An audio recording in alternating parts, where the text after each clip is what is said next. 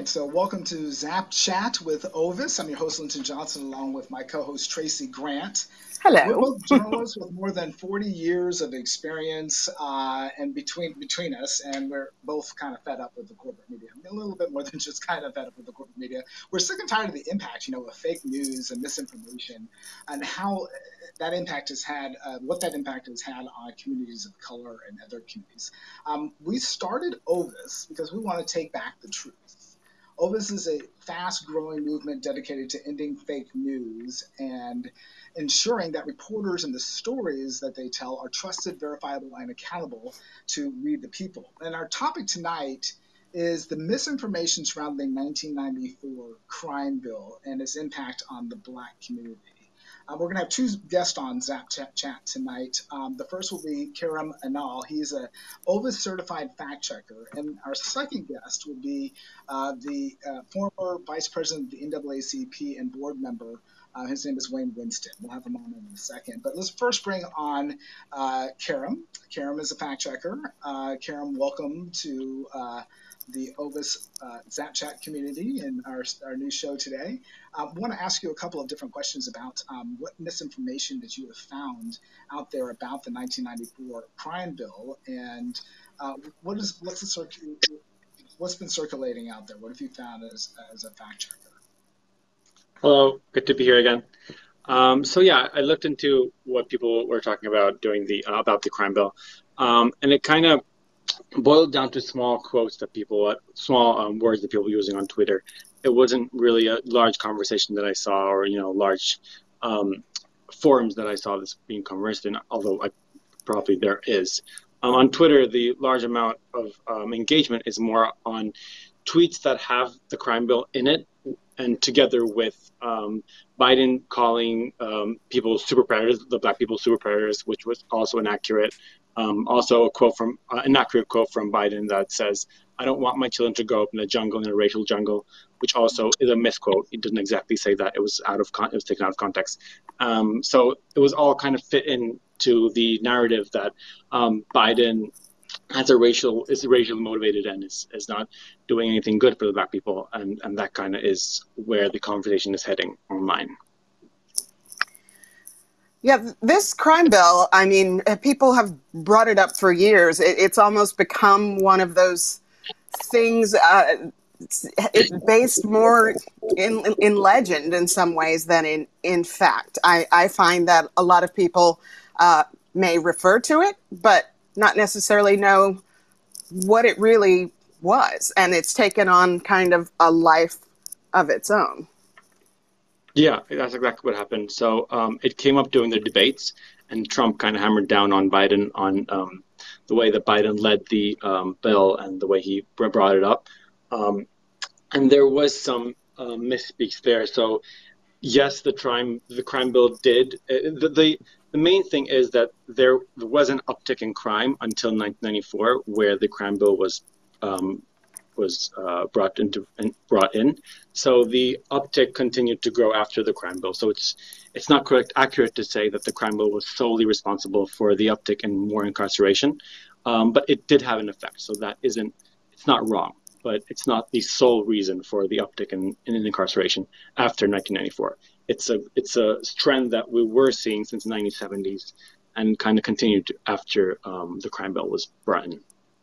Hey, Karen, so why don't you, for those viewers who are unfamiliar with the crime bill, give us a little bit of the background. I know it passed 95-4 in its final vote in the Senate, so it had widespread support. But what was it designed to do?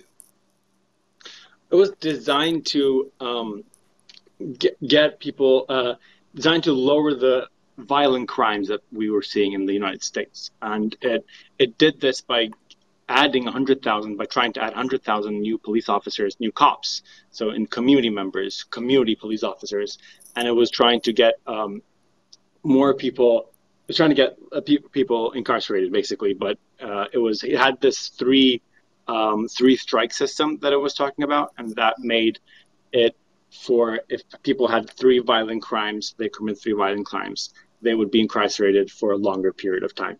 So it was more focused on trying to get the crime situation in order in the country. So with this crime bill, 95 to 4, 95 to 4, I believe was the final vote on it. That suggests that a whole lot of people, not just Biden, supported this bill. But it seems like the misinformation that is out there is because what it says basically, at least what I see online, is that this was all Biden, Biden, Biden, Biden. Is it because he was the sponsor of it? That's why it's kind of attached to his name, and is that a fair way to attach him to this bill? Yeah, well, Biden, well, as Bernie quoted himself, he wrote the bill, right? So Biden did actually wrote and he write the bill, and he did kind of promote the bill as much as he could at the time. Mm-hmm. So I think it is fair to say that he was the main person who was writing, distributing, and talking about the bill. But yes, it had support, bipartisan support. It had support from the Congressional Black Caucus, Republicans, African American pastors. There are a number of people supporting the bill. It wasn't just Biden, but I think it is fair to say that Biden was the main person that was sponsoring the bill, that was writing the bill. And so what other misinformation have you found out there that has negatively impacted the Black community, if you found anything on this bill? So I think that's the issue. I mainly found misinformation in context with other misinformation combined together. And that's what we see in misinformation in general. It's usually not just one fact that's wrong. It's usually a bunch of little facts that have been skewed in a little way that get people more emphatic about it, more emotional about it. So it's about a bunch of things put together in small tweets, tweeted out with no sources at all. So it's not really one specific thing about one specific misinformation about this crime bill. It's a bunch of small misinformations stacked together. Like I said, like the quote, the super predator quote, that wasn't from Biden, but it was being portrayed as Biden said it. One of the things that you do as a fact checker is you're certified in being able to find the truth. There's a methodology to it. When you're bringing up this information, when you went out looking for misinformation about the crime bill, what were your methods to ensure that the information that you're trying to Linda, I don't hear you at all. Sorry, could you speak a bit louder? Yeah. So one of the things that you do as a fact checker is that you're certified. You've been trained to be able to find the truth. Trained, yeah. Can you kind of describe that process? In this particular case, how did you find this misinformation, and then how do you find the true facts behind it? Right. Well, in this case, it was fact check a lot of times, but a bunch of fact checkers, like PolitiFact, USA Today, Reuters, they all did fact checks on this issue. In that case, what I usually do is I look at sources. So I look at the sources that the fact checkers provide. They always have a good amount of sources there. I don't usually read the fact check itself. I go down to the sources and read the sources themselves, and then check out what they've written about it and how they rate it and stuff like that. If it was an issue that wasn't previously fact checked, which is usually the case, then I would, again, try to go to the source of it. So if it's about a crime bill, I would try to find the bill itself, which actually how I started this research. I started by looking at the crime bill itself. I tried to read through it as much as I could, much as I could understand. And then I kind of focused on what people wrote about in 1994, what the articles were then. And, it was more of a methodology going back to the time and understanding what people were talking about doing there, and then kind of coming back here and what people are talking about it now. So it's more about understanding the whole thing as a whole instead of focusing on one little tidbit. Fact checking has become very important these days. We need more of you out there. And one of the things that Ovis is trying to do is increase the number of fact checkers, and not just fact checkers, but trained, certified fact checkers. So I know you're the head of our fact-checking task force, whatever we're going to call it, our community. So just a plug for Ovis. What we're trying to do is build a community of people who are wanting to ensure the truth. And it's going to take all of us to be able to do that. So if you're interested in becoming a fact-checker, or you know somebody who might be interested, we really invite you to go to ovis.news and join our waitlist. We're building a huge community. We can't rely on the corporate media to do what we know needs to be done. We've got to do this together. If you're waiting on that white horse to come in and save us from misinformation and fake news, we got to be the people on that white horse. Absolutely. And Karen, I mean, if you could just describe in terms of fact checkers, I mean, these are all sorts of different people. I mean, you don't have to be a professor or a former journalist or anything like that, right? I mean, fact checkers, you could be almost anyone and become a fact checker if you have the training. You have to be curious. That's the only thing you have to be. If you're curious and you want to learn about fact checking, you can definitely learn about fact checking. There are a lot of online stuff you can start from and then kind of gradually build up from there. I learned it in my master's degree, during my master's degree. So, there's a number of ways you can learn to do fact checking, and there are a number of different fact checking techniques that you can do. You can do online verification. You can do fact checking as a journalist. So that would be more fact checking articles and stuff like that. So yeah, definitely, there's a bunch of stuff online. And if you're interested in fact checking in any way, check online sources and come back to Ovis and join a community. I know Tracy's one of the most curious people I know. So maybe we should you said nosy last time. You didn't say I did say nosy, but I was trying to be nice. Well, thank you, Karam. Stand by because we might need you in a second here, but we want to bring on another guest. His name is Wayne Winston, and he's a former board member and vice president of the Bridgeport NAAC Connecticut chapter. And we're bringing him on because, the crime bill has had an impact on the Black community, and some of the misinformation has done some bad things for the Black community. And we wanted to talk to him a little bit about what he sees the misinformation has done. There are some things about the crime bill I'm sure people wish we could change. It wasn't perfect for sure.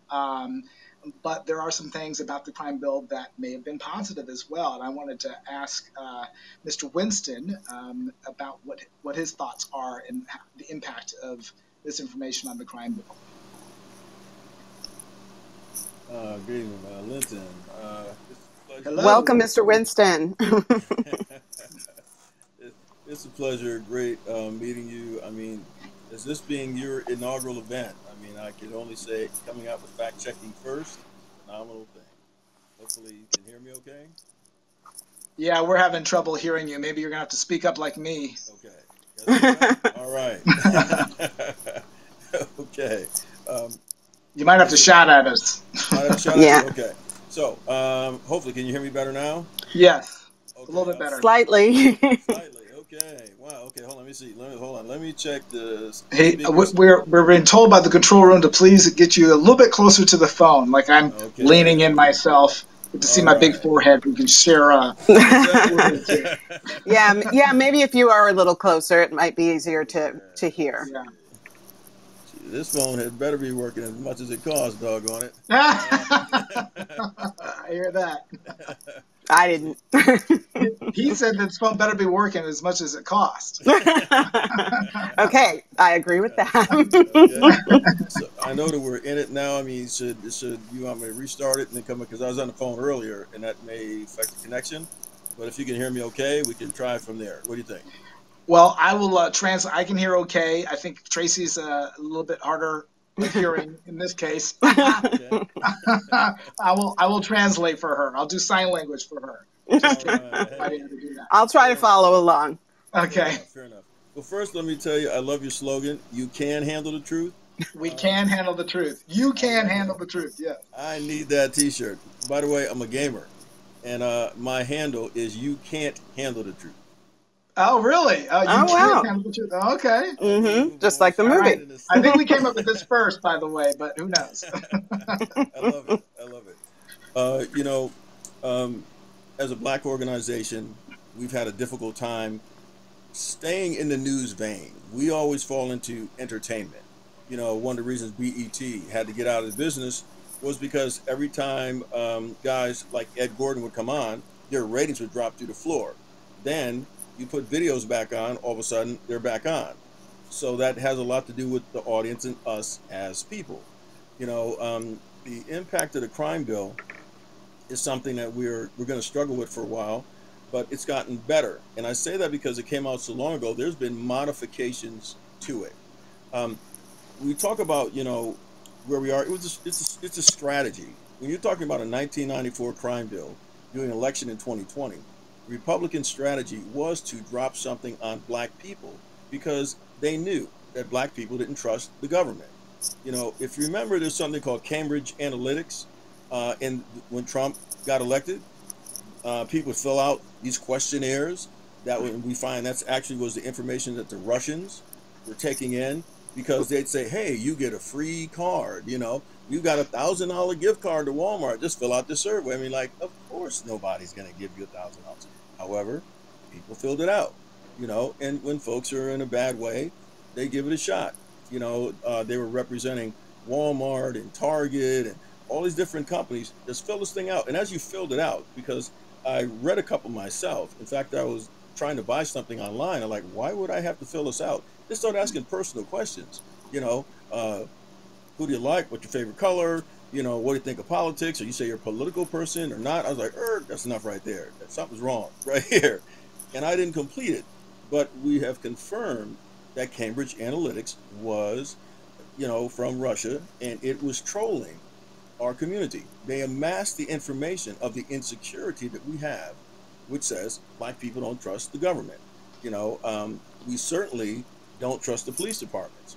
So if you're creating a strategy, you're going to put all those things together and you just drop it out there, because elections now aren't just about the truth. Republicans crossed the line. And I'm not saying that the Democrats are, you know, 100%, but the Republicans crossed the line to the point where there's no such thing as the truth that they worry about. It's like why they put out the 1994 crime bill, and, you know, Joe Biden rode that all the way into the White House, or that he wants to ride it into the White House at the expense of black people. You also had something that was circulating that said President Obama and Joe Biden and George Soros and Nancy Pelosi were running a sex trafficking ring out of the White House. And that was the Mexican kids. They would take them out of there, and they were running a sex trafficking ring. I can't tell you how many times I got that text. You know, I work with younger people. So wait, let me stop you real quick. You got texts about how Obama and Nancy Pelosi were running sex trafficking rings out of the White House? Absolutely. Absolutely. And these were college students in Long Island. And from more than one, I went to a picnic during the summer. This young man was explaining it to his father at a picnic.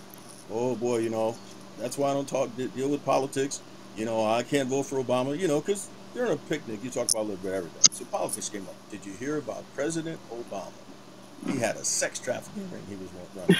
And I'm sitting here listening. So people believe this stuff, this misinformation. I mean, it is sensational, to say the least, something like that. I've definitely heard about this. I've seen it online myself with my own eyes. I thought it was just a joke, but now you're telling me, and at least in your experience, you were receiving these text messages, and people then go and relay that to their families. So then it spreads like wildfire. Can you tell me the misinformation, because since we're talking about the 94 crime bill, can you tell me how the misinformation surrounding that has impacted the black community specifically? Yes.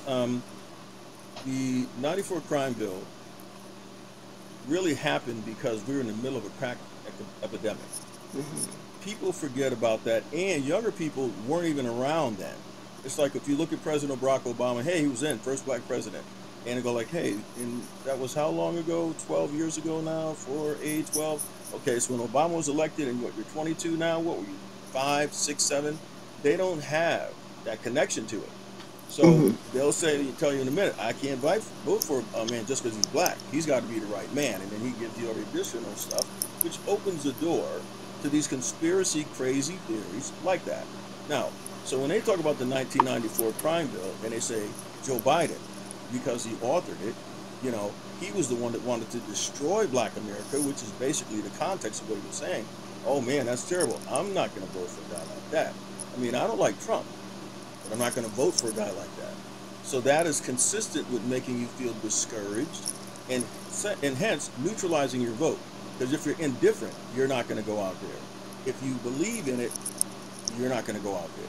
And if you get in that lesser of two evils, then that becomes a problem because you're not giving the people credit that did the work. There's new activists that are out here, and they're activists since George Floyd, understandably so, outraged and so on and so forth. But once again, they were using that to reverse the psychology of the people who are out there marching, saying Joe Biden is not the guy that's going to help you with those issues. He's the one, if he's elected, he put that crime bill together that put black men in jail. So the three strikes you're out, one of the biggest issues with three strikes you're out was it contained mandatory sentencing.